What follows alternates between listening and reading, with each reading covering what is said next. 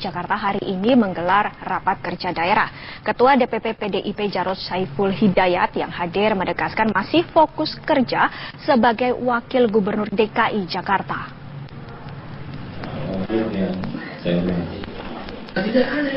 Ketua DPP PDI Perjuangan yang juga Wakil Gubernur DKI Jakarta, Jarod Saiful Hidayat, hadir dalam Rakerda Partai Gerindra DKI.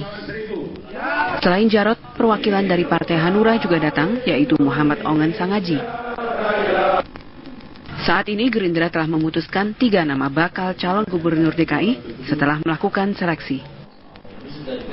Seleksi 3 nama, sebulan ini 3 nama kita pantau, terus kegiatannya ada Pak Sandiaga Uno, ada Pak Sapri, ada Pak Yusril. Akhir bulan ini akan kita serahkan ke DPP yang memutuskan. Ya. 3 nama ini akan kita komunikasikan secara politik dengan berbagai partai politik. Sementara, Jarod Saiful Hidayat mengajak semua pihak untuk menjaga kesejukan Jakarta menjelang pilkada.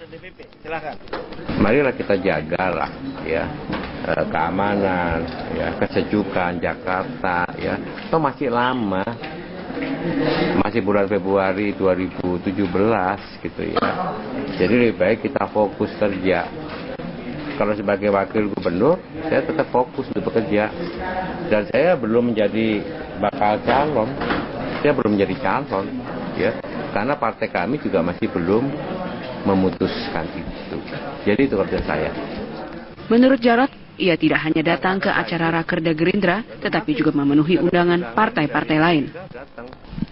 Dari Jakarta, Dedek Mamyati, Andri Panca, TV One, mengabarkan. Sosialisasi calon ketua umum Partai Golkar digelar di Sumatera Utara. Acara tersebut dihadiri 2 kandidat calon ketua umum partai, Mahyudin dan Setia Novanto, serta Dewan Pertimbangan Partai Akbar Tanjung.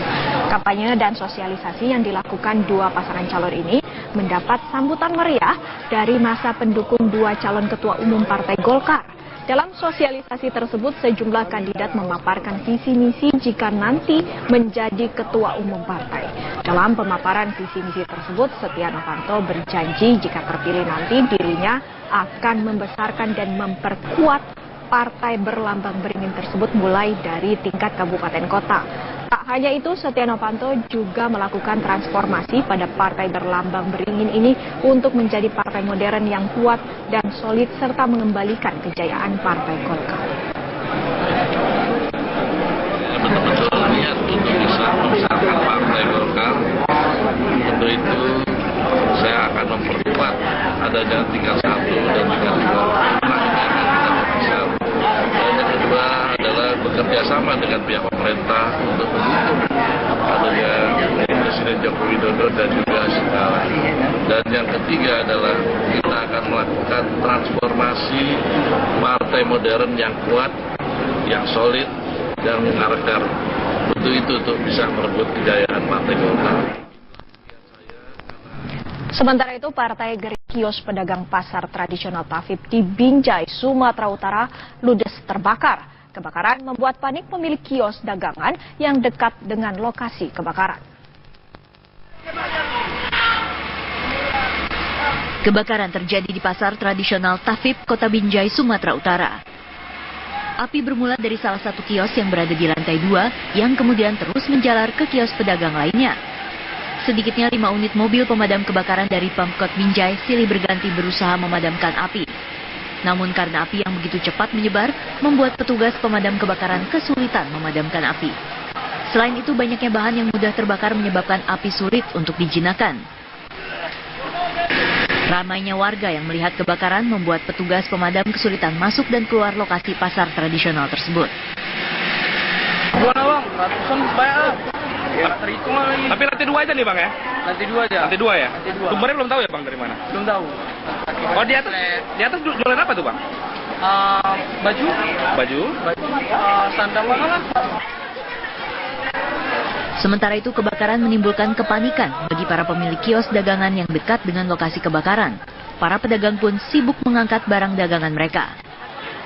Para pedagang khawatir kebakaran di lantai 2 pasar tradisional itu akan terus merembet dan ikut membakar kios dagangan di lantai 1 pasar tradisional.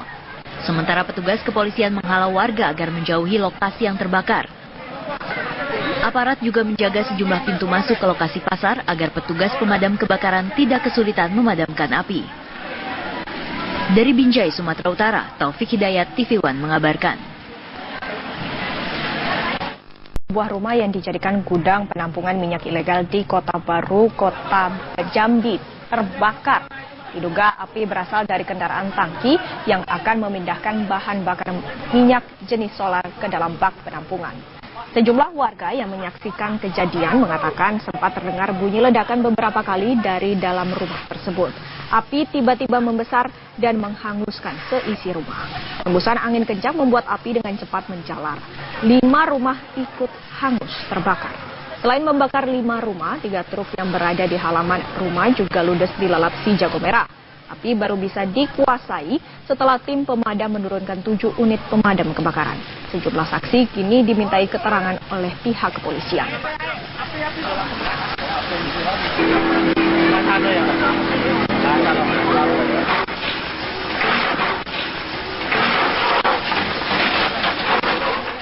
Pemirsa, menjelang eksplah ubur-ubur di perairan Paiton, Probolinggo, Jawa Timur, kian hari kian bertambah. Invasi ubur-ubur tersebut juga berpengaruh terhadap hasil tangkapan ikan para nelayan.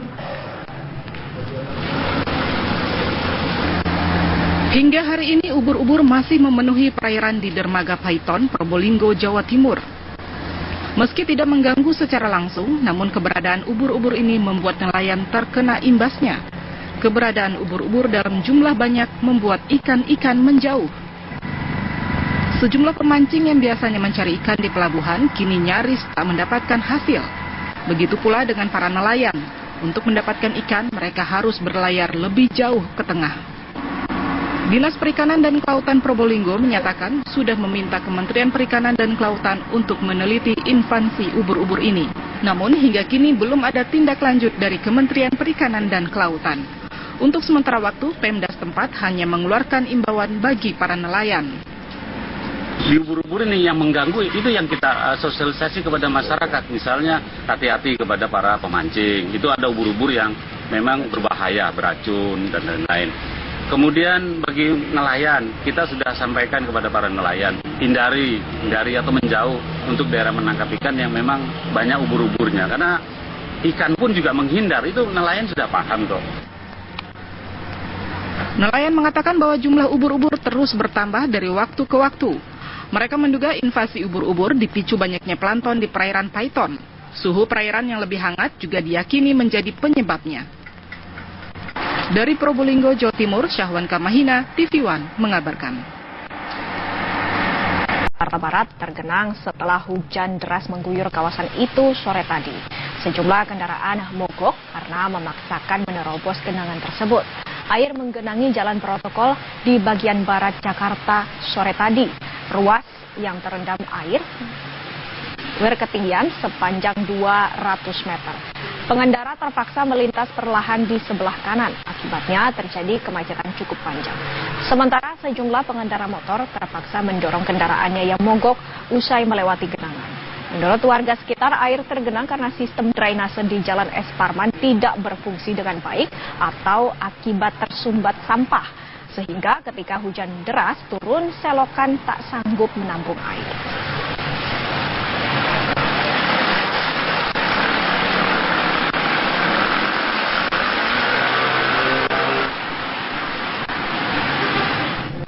Hujan deras di Kota Sorong dan sekitarnya sejak Sabtu malam mengakibatkan Kota Sorong kembali dikepung banjir. Selain akibat intensitas hujan yang tinggi, banjir juga terjadi akibat tidak adanya drainase.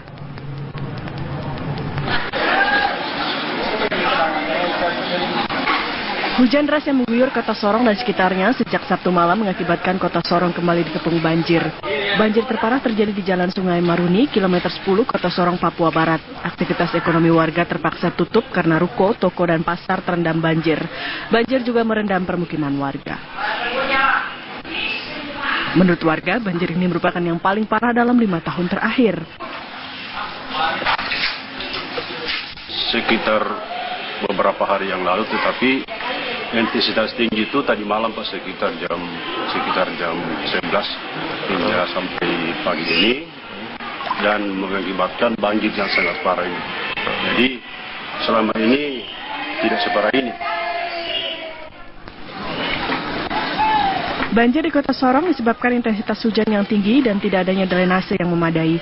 Warga berharap Pemkot setempat segera memperbaiki saluran drainase sehingga bila hujan turun banjir tak kian parah.